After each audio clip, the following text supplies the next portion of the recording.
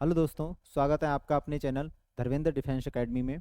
और आज हम देखो टॉप 30 क्वेश्चन किसके, बायोलॉजी के क्वेश्चन। 5 क्वेश्चन आते हैं, निश्चित क्वेश्चन आते हैं। तो आज हम बायोलॉजी के टॉप 30 क्वेश्चन देखेंगे।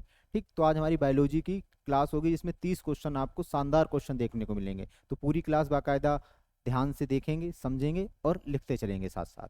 ठीक है, तो समय ना खराब करते हुए आगे बढ़ते हैं हम। और देखो, आज हमने एक विशेष टॉपिक पे फोकस किया है। क्यों क्यों इस टॉपिक पे फोकस किया है? क्वेश्चन जरूर 5 आते हैं, लेकिन इस टॉपिक से एक क्वेश्चन निश्चित आता है। ठीक, और इस टॉपिक का नाम है शरीर में होने वाले रोग, यानी विभिन्न रोग। तो शरीर में जो रोग होते हैं इनसे एक क्वेश्चन आता है निश्चित। तो आज हमारे जो 30 क्वेश्चन होंगे वो इन्हीं रोगों पर निर्धारित होंगे, यानी इन्हीं पर डिपेंड होंगे। ठीक, तो पहले हमने यहाँ पर एक छोटा सा डायग्राम बना दिया क्वेश्चन से पहले, जिससे आपको एक बेसिक जानकारी मिल जाए कि शरीर में होने वाले रोग रोग किसके द्वारा फैलते हैं। तो शरीर में जो होने वाले रोग होते हैं प्रोटोजोआ के द्वारा फैलते हैं। ठीक, कवक के द्वारा फैलते हैं, विषाणु के द्वारा फैलते हैं, जीवाणु के द्वारा फैलते हैं। ठीक, कवक के द्वारा, प्रोटोजोआ के द्वारा होने वाले रोग कौन कौन से हैं? देखो, पायरिया है, कालाजार है, मलेरिया है, पेचिस है, सोने की बीमारी है। ये किसके द्वारा फैलते हैं? प्रोटोजोआ के द्वारा। इनका कोई ना कोई वाहक होता है, मच्छर, मक्खी, कोई भी चीज क्या होती है, इनकी वाहक होती है।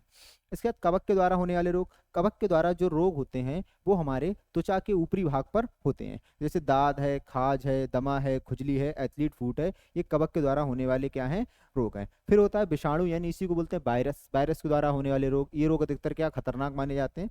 फिलहाल रोग तो सभी खतरनाक होते हैं, वायरस के द्वारा रोग बहुत तेजी से फैलते हैं। ठीक, जैसे कोविड-19 फैला था। एड्स है, हाइड्रोफोबिया है। हाइड्रोफोबिया ये कुत्ते के काटने से फैलता है, जिसको हम रेबीज बोलते हैं। तो रेबीज इसका क्या होता है? वायरस होता है। कैंसर है, चेचक है, कोविड-19 है, खसरा है, फ्लू है, बर्ड फ्लू है, स्वाइन फ्लू है, छोटी माता है, चिकन पॉक्स है। ये सारे रोग किसके? विषाणु के द्वारा फैलने वाले रोग हैं। ठीक है, जीवाणु के द्वारा फैलने वाले रोग टिटनेस, टाइफाइड, हैजा, टीबी, प्लेग और भी बहुत सारे रोग हैं, लेकिन कुछ रोग हमने यहाँ पर मेन मेन रोग यहाँ पर लिख दिए हैं। ठीक, तो ये एक बार क्या है, मतलब इनको आप देख लेंगे, फिर हम इन क्वेश्चंस में इन्हीं से रिलेटेड क्या होंगे, क्वेश्चंस होंगे। ठीक है, क्वेश्चन में अब हम बढ़ते हैं पहले क्वेश्चन पे। ठीक है, पहला क्वेश्चन मैं थोड़ा साइड हो जाता हूँ इसलिए कि आप लोग थोड़ा सा इसको स्क्रीनशॉट ले चुको, बाकी और कोई दिक्कत नहीं है। ठीक, पहला क्वेश्चन है हमारा, मानव शरीर का कौन सा अंग टाइफाइड से मुख्य रूप से प्रभावित होता है? पूछा है कि टाइफाइड के द्वारा कौन सा अंग प्रभावित होता है। ऑप्शन ए अमाशय, ऑप्शन सी फेफड़ा, ऑप्शन डी गुर्दा, ऑप्शन, अच्छा ये यहाँ पे ऑप्शन गड़बड़ हो गए हैं, कोई बात नहीं। ऑप्शन ए अमाशय, बी यहाँ आ गया, बी गुर्दा, सी फेफड़ा, डी आंत। कोई नहीं, इनका क्रम गड़बड़ है, मैं सही कर देता हूँ इसको। हम, ये हो गया बी और ये हो गया सी, अब ये हो गया डी। ठीक है, लगाइए।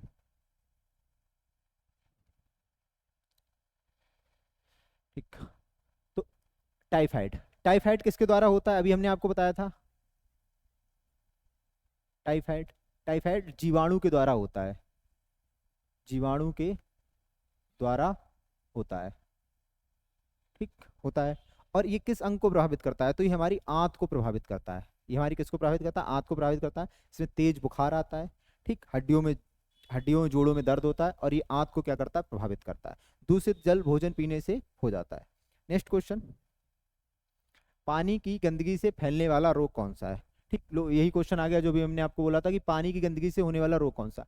तो जो मलेरिया है वो फैलता है प्रोटोजोआ के कारण, यानी इसका वाहक क्या होता है? मच्छर होता है। मच्छर के काटने से हमें होता है। प्लेग फैलता है चूहों के द्वारा। ठीक, ये फैलता है यानी ये वाहक है। वैसे प्लेग किसके द्वारा होता है? जीवाणु के द्वारा, और वो जीवाणु चूहे के द्वारा मनुष्य के अंदर प्रवेश कर जाता है, तो वाहक हो गया। टीबी, टीबी किसके द्वारा फैलती है? जीवाणु के द्वारा। किसी भी संक्रमित व्यक्ति के संपर्क में आ जाएंगे तो टीबी हो जाएगी। और टाइफाइड, टाइफाइड किसके द्वारा फैलता है? अभी हमने आपको बताया जीवाणु के द्वारा फैलता है टाइफाइड। और यही क्या होता है? दूषित पानी या दूषित भोजन करने से टाइफाइड हमें हो जाता है। ठीक, टाइफाइड के टेस्ट को क्या क्या बोलते हैं हम? टाइफाइड का जो टेस्ट होता है, यानी टाइफाइड की जो हम जांच कराते हैं उसको बोलते हैं बिडॉल। टाइफाइड के टेस्ट को बिडॉल कहा जाता है। ठीक, नेक्स्ट क्वेश्चन देखिए, कैंसर अस्थि मज्जा के कौन से भाग को प्रभावित करता है? ठीक, कैंसर होता है अस्थि मज्जा के कौन से भाग को प्रभावित करता है, ये पूछा है। अस्थि मज्जा क्या होता है? अस्थि मज्जा होता है हमारा बोन मैरो, इंग्लिश में से बोन मैरो बोलते हैं। हमारे जो हड्डियां होती हैं, हड्डियों के अंदर खोखला भाग जो होता है उसको हम अस्थि मज्जा बोलते हैं। यहाँ पर हमारे ब्लड का निर्माण होता है। तो इसमें पूछा है कैंसर। अब इसमें यहाँ पर एक चीज हिडन है जो नहीं दी है, कैंसर, यानी यहाँ पे कहना चाह रहा है कि रक्त कैंसर, रक्त कैंसर। तो ये समझना है हमें ऑप्शन के हिसाब से कि ये किस बारे में पूछ रहा है। तो यहाँ पर रक्त कैंसर के बारे में पूछा है कि रक्त कैंसर अस्थि मज्जा के कौन से भाग को प्रभावित करता है। तो जो रक्त कैंसर होता है,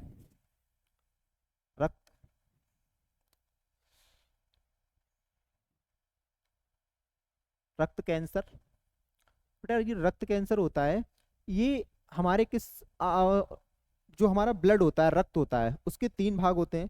पहला भाग प्लाज्मा होता है, फिर होता है रुद्राणु, दो भाग होते हैं। और रुद्राणु में आरबीसी पाई जाती हैं, डब्ल्यूबीसी पाई जाती हैं और प्लेटलेट्स पाई जाती हैं। तो जो रक्त कैंसर होता है वो डब्ल्यूबीसी को प्रभावित करता है, डब्ल्यूबीसी को प्रभावित करता है। ठीक। डब्ल्यूबीटी डब्ल्यूबीसी की फुल फॉर्म अगर पूछा जाएगा, व्हाइट ब्लड कॉर्पल्स। ठीक है, और इसी को हम बोलते हैं डब्ल्यूबीसी को ल्यूकोसाइट। ल्यूकोसाइट, डब्ल्यूबीसी को क्या बोलते हैं? ल्यूकोसाइट। ठीक है, ये डब्ल्यूबीसी का बायोलॉजिकल नेम है, ल्यूकोसाइट कहा जाता है। अब आती है बात कि कैंसर अस्थि मज्जा में कौन से भाग को प्रभावित करता है, तो ल्यूकोसाइट से देखेंगे ल्यूकोमेनिया। ठीक, तो जो रक्त कैंसर होता है उसको हम इसी नाम से पुकारते हैं, ल्यूकोमिया। अगर किसी को ल्यूकोमिया है तो उसको समझ लो क्या है, रक्त कैंसर है। ठीक, तो रक्त कैंसर, अच्छा इसकी रक्त कैंसर के मतलब इलाज के लिए किसका उपयोग किया जाता है? तो इसके लिए उपयोग किया जाता है कोबाल्ट 60। कोबाल्ट 60 का उपयोग करते हैं, का उपयोग किसके लिए? इसके इलाज के लिए, इलाज के लिए कोबाल्ट 60 का उपयोग किया जाता है। ठीक है, ये आप कॉपी में नोट कर लेंगे इसके साथ। ठीक है, नेक्स्ट क्वेश्चन पे हम चलते हैं। ठीक, नेक्स्ट क्वेश्चन है हमारा, एमएमआर का टीका किस बीमारी से संबंधित है? एमएमआर का टीका। ठीक, तो देखो इसमें एमएमआर, इसमें ये तीन बीमारी हैं और उनके शॉर्ट फॉर्म आगे के दिए। देखो फुल फॉर्म क्या होगा एमएमआर। तो पहला होता है मिसेल्स, ठीक, जिसको हम बोलते हैं खसरा। ठीक, फिर मम्स और रूबेला। ठीक, तो इस ऑप्शन कौन सा सही हो जाएगा इसका? बी। यानी ये इन तीन बीमारियों के लिए एक टीका दिया जाता है, मतलब इस एक टीके में इन तीनों बीमारियों का निदान हो जाता है। ये छोटे बच्चों को लगाया जाता है और इस टीका के लगने के बाद इन तीन बीमारियों से सुरक्षा मिल जाती है। तो इसका ऑप्शन क्या होगा? बी वाला होगा। ठीक है, नेक्स्ट क्वेश्चन, एड्स का अर्थ क्या है? एड्स का अर्थ क्या है? देखो एड्स के बारे में देखो। ठीक, एड्स, एड्स एक क्या है? एड्स एक है वायरस। एड्स एक क्या है? वायरस है। एड्स एक वायरस है, मतलब सॉरी सॉरी सॉरी, एड्स एक बीमारी है। एड्स एक क्या है? बीमारी है। और ये किस वायरस से फैलती है? तो ये फैलती है एचआईवी वायरस से, एचआईवी वायरस से। यानी इसका वायरस क्या है? एचआईवी। इसका वायरस क्या है? एचआईवी। ठीक है, वो पहले गलत लिख गया था, ध्यान रखना। एड्स एक बीमारी है और इस ये बीमारी किस वायरस के द्वारा फैलती है? तो इस बीमारी फैलती है एचआईवी वायरस के द्वारा। तो यहाँ पर इसने पूछा है कि एड्स का पूरा नाम क्या है। एड्स का पूरा नाम क्या है? ऑप्शन ए एक्वायर्ड इम्यून डिसीज सिंड्रोम, ये नहीं है। ठीक, option B acquired immunity deficiency syndrome. ठीक, ये ऑप्शन बी छोड़ देते हैं, अभी सी पढ़ते हैं। ठीक है, अक्वायर्ड इम्यूनो डिफिशियंसी सिंड्रोम। ठीक, तो ऑप्शन सी बिल्कुल सही है, acquired immuno deficiency syndrome. Option D भी पढ़ लेते हैं हम, एक्वायर्ड इन्फेक्शन, गलत है, इन्फेक्शन आ गया, गलत है। ये वाला सही होगा, एक्वायर्ड इम्यूनो डिफिशियंसी सिंड्रोम। ठीक है, अब इसमें बहुत बार आपसे एचआईवी की भी फुल फॉर्म पूछेगा, तो एचआईवी की भी इसमें आपको कुछ नहीं करना है, एक्वायर्ड की जगह केवल लगा देना human, human human deficiency, human immuno deficiency virus. ठीक है, ये एचआईवी की फुल फॉर्म है। और एक चीज और ध्यान रखेंगे, एड्स का टेस्ट, एड्स के टेस्ट को क्या कहा जाता है? टेस्ट यानी इसकी जांच को क्या कहते हैं? तो एड्स की जांच को बोलते हैं हम एलिसा। ठीक, एचआईवी की फुल फॉर्म होती है ह्यूमनो इफिशियंसी वायरस, ह्यूमनो इफिशियंसी वायरस। ठीक है, नेक्स्ट क्वेश्चन। ठीक, सारी चीजें लिख नहीं रहे हैं क्योंकि वीडियो काफी लंबी हो जाती है, तो कुछ चीजें आप बोल के भी लिख लिया करो साथ साथ। ठीक है, जीव विज्ञान का जनक कहा जाता है, जीव विज्ञान का जनक किसे कहते हैं? बहुत सिंपल क्वेश्चन है। जीव विज्ञान का जनक, ऑप्शन ए अरस्तु, option B, option C Darwin, option B Lamarck, option D Robert Hooke. ठीक है, तो जीव विज्ञान का जनक किसे कहा जाता है? तो जीव विज्ञान का जनक ऑप्शन ए पहला ही सही है, अरस्तु को कहा जाता है। ठीक, तो इन्होंने सबसे पहले क्या किया था? जीव जंतुओं के बारे में अध्ययन किया था और उसको एक विधिवत पुस्तक में लिखा था। और इनकी पुस्तक का जो नाम था, इनकी जो पुस्तक का नाम था उसको बोलते थे हम जीवों का इतिहास, जीवों का इतिहास, इतिहास। ठीक, इसको हम हिस्टोरिया, हिस्टोरिया एनिमेलियम भी बोलते हैं इंग्लिश में। एनिमेलियम। ठीक, जीवों का इतिहास, इस पुस्तक में इन्होंने सबसे पहले इसका क्या किया गया था, वर्णन किया था। अच्छा, अब आ जाता है वनस्पति विज्ञान का पिता। वनस्पति विज्ञान का पिता, वनस्पति विज्ञान का पिता, तो ये बोलते हैं थ्रियोफेस्टर को, थ्रियोफेस्टर, ठीक, फादर ऑफ बॉटनी। ठीक है, जीव विज्ञान का पिता अरस्तु को कहा जाता है, और वनस्पति विज्ञान का पिता थ्रियोफेस्टर को कहा जाता है। ठीक है, नेक्स्ट क्वेश्चन। सर्वप्रथम जीवाणु का पता लगाया था, सर्वप्रथम जीवाणु का पता लगाया था, यानी ये कह रहा है कि जीवाणु की खोज किसने की थी, जीवाणु की खोज किसने की थी, जीवाणु की खोज किसने की थी। ठीक, जीवाणु की खोज यानी पता लगाया था। ऑप्शन ए लुईस पास्चर, नहीं, Leeuwenhoek, option B Leeuwenhoek, option C Edward Jenner, option D जोनाल्ड। देखो, लुईस पास्चर ने सबसे पहले चेचक के टीके की खोज की थी। ठीक, लुवेनहॉक ये बिल्कुल क्या है, सही है। एंड इनका पूरा नाम था Antonie van Leeuwenhoek, Antonie van Leeuwenhoek, Hoek. ठीक, इन्होंने क्या किया था, 1674 ईस्वी की बात है, अपनी एक सूक्ष्मदर्शी बनाई थी, उससे ये तालाब की जो काई खेल रहे थे उसमें, मतलब कुछ कर रहे थे, तो नाखून में काई भर गई। उस नाखून में से इन्होंने, जो नेल्स होते हैं, नेल्स में गंदगी भर जाती है, उस काई को निकालकर जब सूक्ष्मदर्शी में देखा तो इन्हें कुछ चीज मूवमेंट करती हुई पाई गई। वही क्या था, जीवाणु, वही क्या था, जीवाणु था। तो जीवाणु की खोज पूछ ले, इन्हीं ने की। और यही जीवाणु को क्या माना जाता है, पहली जीवित कोशिका, पहली जीवित कोशिका, पहली जीवित कोशिका, पहली जीवित कोशिका की खोज एंटोनी वॉन लुवेनहॉक 1674 तालाब के जल में, ये भी आ जाता है तालाब, तालाब में। ठीक है, तालाब में इन्होंने खोजी थी, किसने, एंटोनी वॉन लुवेनहॉक ने। इसीलिए इनको फादर ऑफ बैक्टीरिया यानी जीवाणु का पितामह किसे कहा जाता है, एंटोनी वॉन लुवेनहॉक को कहा जाता है। एडवर्ड जेनर ने क्या की था, एडवर्ड जेनर ने चेचक के टीके की खोज की थी। ठीक, लुईस पास्चर ने रेबिज के टीके की खोज की थी, और जोनाल्ड साल ने क्या किया था, रेबिज के टीके की खोज की थी। शायद मैंने पहले गलत बोल दिया था, लुईस पास्चर ने क्या किया था, रेबिज के टीके की खोज की थी, एडवर्ड जेनर ने चेचक के टीके की खोज की थी, और जोनाल्ड साल ने क्या किया था, पोलियो के टीके की खोज की थी। ठीक है, नेक्स्ट, नेत्रदान में, नेत्रदान में दाता के आंख का कौन सा भाग, कौन सा भाग प्रत्यारोपित किया जाता है, यानी कह रहा है कि नेत्रदान के समय जो दाता होता है वो आंख का कौन सा भाग दान करता है। ठीक, आंख का कौन सा भाग दान करता है, option A cornea, option C retina, option B lens, option D पूरी आंख। तो नेत्र जब दान करते हैं तो नेत्र दान के समय सबसे क्या दिया जाता है, कार्निया को दान में दिया जाता है, कॉर्निया। कॉर्निया क्या होता है, आंखें की जो आंख होती है, आंखों के ऊपर एक ग्लास लगा होता है, ठीक, जो रक्त के संपर्क में नहीं रहता है। तो ये भी लिख लेंगे कि यह रक्त के संपर्क में नहीं रहता है, यह रक्त के संपर्क में नहीं रहता है। ठीक, और इसे हम क्या बोलते हैं, इसे आंखों का टेम्पर ग्लास बोलते हैं, इसे आंखों का टेम्पर ग्लास कहते हैं, इसे आंखों का टेम्पर ग्लास कहते हैं। ठीक है, चलो नेक्स्ट क्वेश्चन। ऑप्थालिक दिया है, ऑप्थाल्मिक संबंधित है, यानी एक बीमारी है, ये किससे संबंधित है, तो ये बीमारी संबंधित है आंख से, ये बीमारी संबंधित है किससे, आंख से।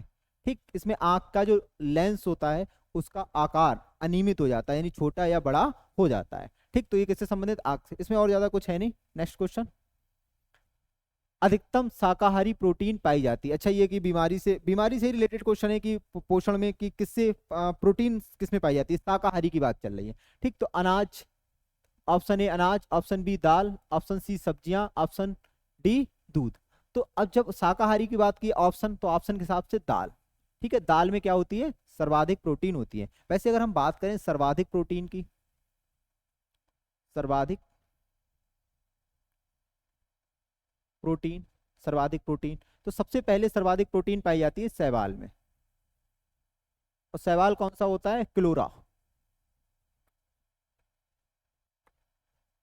क्लोरला शैवाल। ठीक है, फिर दूसरे नंबर पर पाई जाती है सोयाबीन, सोयाबीन, और फिर पाई जाती है दाल। ठीक, और अधिकतर होती है। अच्छा, एक चीज और ध्यान रखेंगे, जो प्रोटीन होती है, प्रोटीन, प्रोटीन का बहुलक, प्रोटीन का बहुलक किसे कहते हैं? जो प्रोटीन का जो बहुलक बोलते हैं वो बोलते हैं हम अमीनो अम्ल को, अमीनो अम्ल को। 20 अमीनो अम्ल से मिलकर क्या बनी होती है? 20 अमीनो एसिड, 20 अमीनो एसिड से मिलकर क्या बनती है? प्रोटीन बनती है। ये भी दो प्रकार के होते हैं, 10 गैर जरूरी, 10 जरूरी।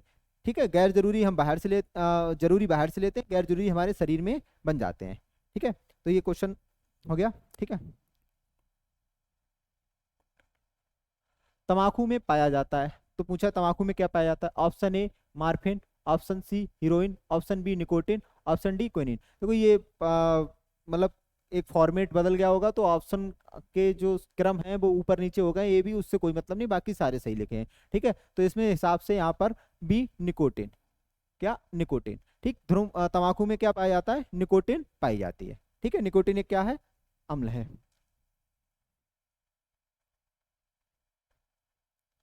कौन सा विटामिन यकृत में संचित किया जाता है? ठीक है, पूछा कौन सा विटामिन यकृत में संचित किया जाता है। ऑप्शन ए दिया है vitamin A, option B vitamin B, option C vitamin C, option D vitamin A. तो देखो विटामिन जो होते हैं, विटामिन, ठीक, ये होते हैं दो प्रकार के, दो प्रकार के, दो प्रकार के। एक होते हैं जल में घुलनशील, जल में घुलनशील, ठीक, और एक होते हैं हमारे वसा में घुलनशील, वसा में घुलनशील, वसा में घुलनशील। ठीक, एक जल में घुलनशील होते हैं, एक वसा में घुलनशील होते हैं। अब जो जल में घुलनशील विटामिन होते हैं ये होते हैं बी और सी, और वसा में घुलनशील ए, डी, ई और के। ठीक है, इनको अगर उल्टा पढ़ते हैं तो कीड़ा, एक ट्रिक है कीड़ा। तो ये किसमें? वसा में घुलनशील विटामिन है। अच्छा, अब इसमें एक ट्रिक, आप इसमें एक चीज और ध्यान रखेंगे कि जो विटामिन वसा में घुलनशील होते हैं यही हमारे शरीर में क्या रहते हैं? स्टोर रहते हैं। तो यह यकृत में स्टोर रहते हैं, यानी संचित रहते हैं, संचित रहते हैं। जो ये वाले विटामिन है यह हमारे शरीर में स्टोर नहीं होते, यह हमारे शरीर में संचित नहीं होते। ठीक है, तो अब बिल्कुल आपके सामने पूरा सोल्यूशन है, अब आप आंसर बड़े आराम से लगा सकते हैं। हालांकि इसमें ऑप्शन गलत है, जैसे दिया ऑप्शन इसके हिसाब से तो ऑप्शन ए भी सही है, क्योंकि ए वसा में घुलनशील है, संचित रहेगा, और ऑप्शन डी भी सही है। ठीक है, बट यहाँ पर हम एक ऑप्शन बदल दे रहे हैं, ये गलत हो गया होगा, कोई बात नहीं।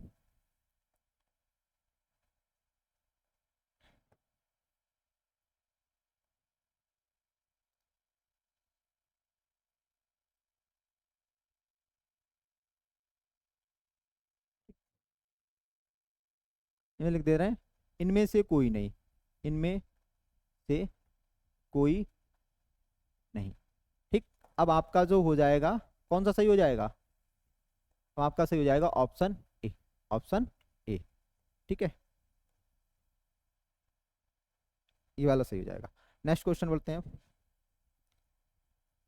खून का थक्का किस विटामिन के कमी के कारण नहीं बनता? खून का थक्का, ठीक, ये भी एक बीमारी है, खून का थक्का ना बनना। खून का थक्का ना बनना, इस बीमारी को हम क्या बोलते हैं? खून का थक्का ना बनना, इस बीमारी को हम बोलते हैं हीमोफीलिया।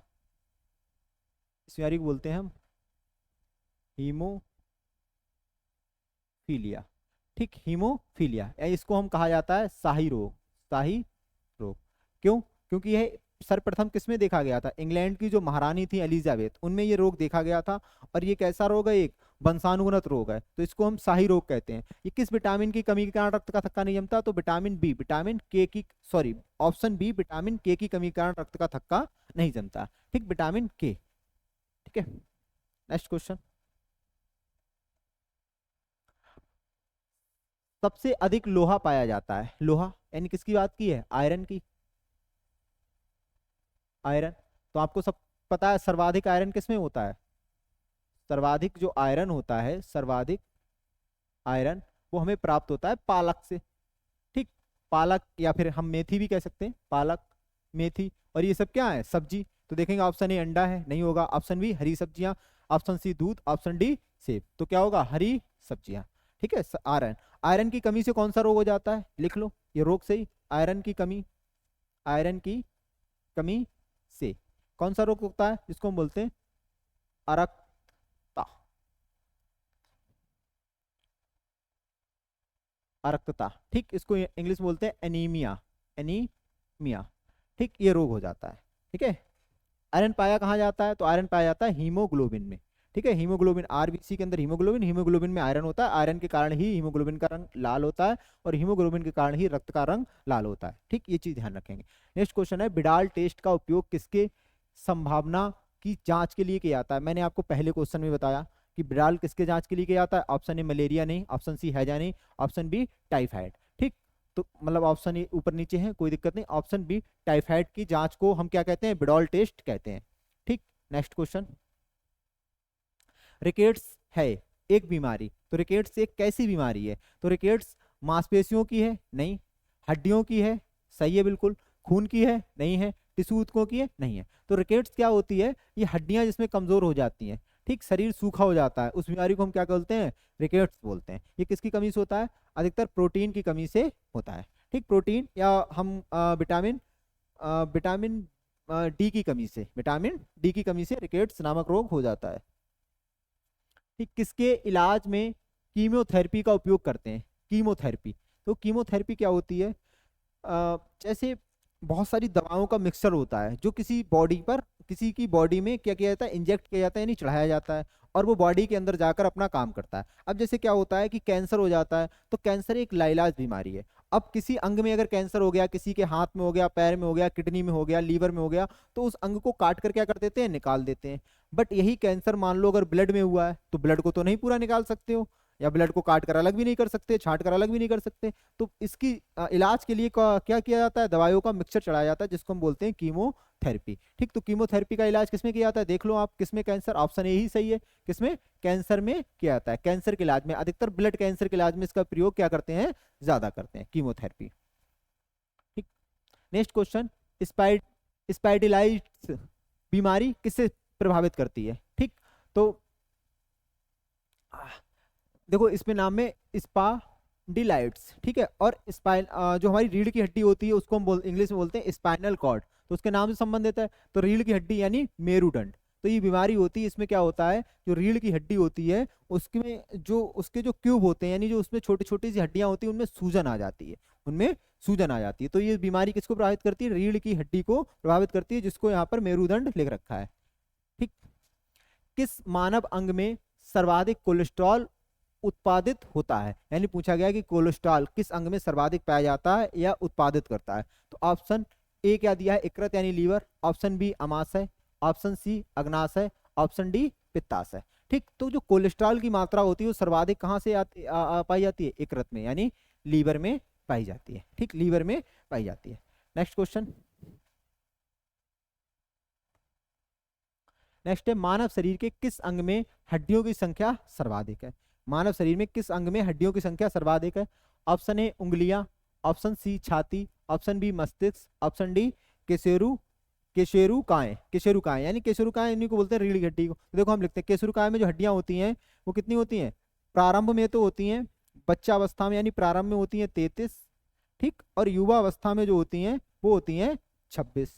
ठीक, मस्तिष्क, अच्छा मस्तिष्क के, वैसे तो मस्तिष्क अगर पूछा है तो क्रेमियम, क्रेमियम में 8 हड्डियां होती हैं, पूरी खोपड़ी पूछता तो 29 हड्डियां होती, केवल सिर की पूछता तो 22 हड्डियां होती। लेकिन यहाँ पर जब इन्होंने मस्तिष्क दिया है तो हम इसमें लिखेंगे 8 हड्डियां होती हैं। मस्तिष्क में कितनी होती है, 8। ठीक है, ध्यान रखना ये चीज, अगर पूरी खोपड़ी पूछेगा गर्दन से ऊपर तक तो कितनी हड्डियां होंगी, 29 हड्डियां होती हैं।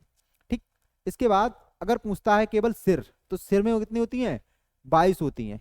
अब इसको भी अलग भाग है, 8 पाई जाती है कपार में और 14 पाई जाती है चेहरे में। कपार किसको, क्रेमियम को बोलते हैं, जिसको हम खोपड़ी यानी सिर बोलते हैं। तो वही पूछा मस्तिष्क में कितनी, 8। छाती में कितनी हड्डियां होती हैं, तो छाती में होती है 25। ठीक, 24 होती हैं पसलियां, 24 होती हैं पसलियां, और 24 पसलियां होती हैं, एक बीच में हड्डी होती है जो स्टर्नम बोलते हैं, जिससे पसलियां हमारी क्या होती हैं, आपस में जुड़ी रहती हैं। ठीक, इसके बाद अंगुलियां आ गई। अब देखो अंगुलियों में कितनी हड्डियां होती हैं, एक अंगुलियों, इनको बोलते हैं फ्लेंजिज। एक हाथ की उंगलियों में 14 हड्डियां होती हैं, कितनी होती है, 14। अब देखो इसमें उंगली दी है, ना तो एक हाथ दिया ना 2 पैर, ना मतलब दोनों हाथ दिया, तो हम मान लेंगे ये हमारे शरीर की सभी उंगलियों की बात कर रहा है। तो 14 इस हाथ में, 14 इस हाथ में कितनी होगी, 28। और 28 ही पैर में होंगी, 14 ही 14 हड्डियां होती हैं हर जगह, तो 28 28 कितनी हो जाएंगी, 56। तो इसका जो ऑप्शन होगा वो कौन सा सही होगा, ऑप्शन ए, उंगलियां। ठीक, इस हिसाब से। ठीक, उंगलियां, क्योंकि उंगलियों में ये नहीं पूछा कि कहाँ की उंगलियां, यानी हमारे शरीर में जितनी भी उंगलियां पाई जाती हैं सबकी हड्डियां, तो सबकी हड्डियां कितनी होती हैं उंगलियों उंगलियों में, 58 हड्डी, सॉरी 56 हड्डियां होती हैं। ठीक, 56 हड्डियां होती हैं। नेक्स्ट क्वेश्चन, नेत्र गोलक किस सेट के द्वारा चालित होता है। तो पूछा है जो नेत्र गोलक होता है यानी नेत्र में जो लेंस होता है, मान लो ऐसे करके लेंस है, नेत्र में लेंस होता है, कौन सा लेंस होता है, उत्तल, उत्तल लेंस होता है। ठीक है, इसमें ये कितनी मांसपेशियों के द्वारा, तो ये 6 सिलेरी मांसपेशियां। एक मिनट रुकना, पेन का कलर चेंज कर लें जिससे दिख जाएगा, 3 ऊपर 3 नीचे। ठीक, तो इन जो ये जो होती हैं इनको हम बोलते हैं 6 सिलेरी मांसपेशियां। ठीक, इनका काम क्या होता है, इनका काम होता है लेंस को छोटा बड़ा करना। ठीक, जब इन्हें दूर की चीजें हमें देखनी होती हैं तो ये लेंस को खींचकर बड़ा कर देती हैं, पतला कर देती हैं। जब हमें पास की चीजें देखनी होती हैं तो लेंस को क्या करती हैं, पिचकाकर मोटा कर देती हैं। इनका काम होता है लेंस को व्यवस्थित बनाए रखना। तो ये कितनी 6 मांसपेशियों के द्वारा लेंस क्या होता है हमारा, घिरा रहता है। ठीक है, नेक्स्ट क्वेश्चन, क्वार्सियोर्सस तथा मरासमस बीमारी किसके कमी के कारण होती है। ठीक, कमी के कारण बीमारी पूछी, option A calorie, option C protein, option B chlorine, option D phosphorus. तो ये किसकी कमी के कारण होती है, तो ये जो बीमारी होती है प्रोटीन की कमी के कारण होती है। ठीक, प्रोटीन की कमी के कारण शरीर क्या हो जाता है, सूखा हो जाता है। इसी रोग को हम बोलते हैं क्वार्सिकोरस या मरासमस। ठीक, जो बच्चों में अधिकतर देखी जाती है। नेक्स्ट, मधुमेह यानी डायबिटीज का कारण क्या है, पूछा डायबिटीज का कारण क्या है। ठीक, तो option A insulin, option B pus की कमी, ऑप्शन सी लार की कमी, ऑप्शन डी लौ की कमी। तो सबको पता होगा कि डायबिटीज का कारण होता है इंसुलिन की कमी। ठीक, और इंसुलिन ये क्या है, यह एक प्रकार का हार्मोन्स है, हार्मोन्स है, यह एक प्रकार का क्या है, हार्मोन्स है। ये कहाँ से निकलता है, तो ये निकलता है अग्नाशय, अग्नाशय की बीटा कोशिका से, अग्नाशय की बीटा कोशिका से। बीटा कोशिका कहाँ पाई जाती है, लैंगर हैंस की दीपिकाएं, लैंगर हैंस की दीपिकाएं। ठीक, देखो अग्नाशय होता है, अग्नाशय में लैंगर हैंस की दीपिकाएं पाई जाती हैं जिनमें 3 कोशिकाएं होती हैं, अल्फा बीटा गामा। तो बीच वाली कोशिका से, बीटा वाली कोशिका से क्या निकलता है, इंसुलिन निकलता है। इंसुलिन का काम क्या होता है, इंसुलिन का काम, ठीक है सारी चीजें ऐसे नोट कर लेंगे कि इंसुलिन का काम क्या होता है। तो इंसुलिन का जो काम होता है वो होता है रक्त में, रक्त में ग्लूकोज की मात्रा को नियंत्रित करना, नियंत्रित करना। ठीक, यानी ग्लूकोज को ये ग्लाइकोजन में बदल देता है। अब जब इंसुलिन नहीं निकलता है तो ग्लूकोज की मात्रा नियंत्रित नहीं होती है, वो बढ़ती जाती है हमारी रक्त में, और उसी को बोलते हैं मधुमेह बीमारी बोलते हैं। ठीक, तो इसका ऑप्शन ए राइट होगा। इसके बाद कौन सा रोग ठीक नहीं किया जा सकता, यानी कहा जा रहा है कि कौन सा रोग इसमें से ऐसा है जो ठीक नहीं होगा, यानी लाइलाज है। ठीक है, तो ऑप्शन ए कलर ब्लाइंडनेस यानी अंधापन। ठीक है, ऑप्शन बी दूरदृष्टि दोष, ऑप्शन सी निकट दृष्टि दोष, ऑप्शन डी परपेस बायोपिया। ठीक, तो इसमें से जो रोग होता है वो कौन सा ठीक नहीं हो सकता है, हमारा कलर ब्लाइंडनेस। ठीक है, अंधापन। और ये कैसा रोग है, ये रोग है अनुवांशिक रोग है, ये भी ध्यान रखना अनुवांशिक रोग है, अनुवांशिक रोग है, यानी अगर आप में है तो आपके बच्चों में भी जाएगा। ठीक, इस रोग में क्या होता है, इस रोग में क्या कमी हो जाती है, तो हम हरा रंग व लाल रंग में पहचान पहचान नहीं कर पाते हैं, हरे रंग और लाल रंग में पहचान नहीं कर पाते हैं। 1 मिनट प्रोसेसिंग में।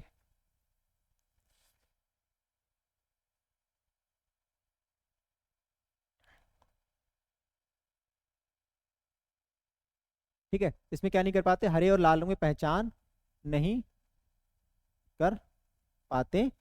अच्छा, एक पॉइंट और कर लेंगे कि जो कलर ब्लाइंडनेस होती है यानी अंधापन होती है, इसकी जांच के लिए, इसकी जांच के लिए हरे रंग के चार्ट का, ये क्वेश्चन आ जाता है कि किस रंग के चार्ट का प्रयोग करते हैं, तो हरे रंग के चार्ट का प्रयोग करते हैं, हरे रंग के चार्ट का प्रयोग करते हैं। अच्छा, दूरदृष्टि दोष है, इसके निवारण के लिए हम कौन से लेंस लगाएंगे? उत्तल लेंस, उत्तल लेंस, ठीक। और निकट दृष्टि दोष के लिए अवतल लेंस, अवतल लेंस, ठीक है, ध्यान रखेंगे। चेचक के टीके की खोज सर्वप्रथम किसने की थी? ठीक है, तो option A Jonas Salk, option B Ronald Ross, option C Edward Jenner, option D Robert Koch. तो चेचक के टीके की खोज किसने की थी? एडवर्ड जेनेर ने की थी। और ध्यान रखेंगे कि यह क्या था? चेचक का टीका दुनिया में खोजा जाने वाला पहला क्या था? टीका था। दुनिया में खोजा जाने वाला पहला टीका था। दुनिया में खोजा जाने वाला पहला क्या था? टीका था, एडवर्ड जेनेर ने, ठीक है। और जोनाल साल ने क्या किया था? इनको भी ध्यान रखना, इन्होंने पोलियो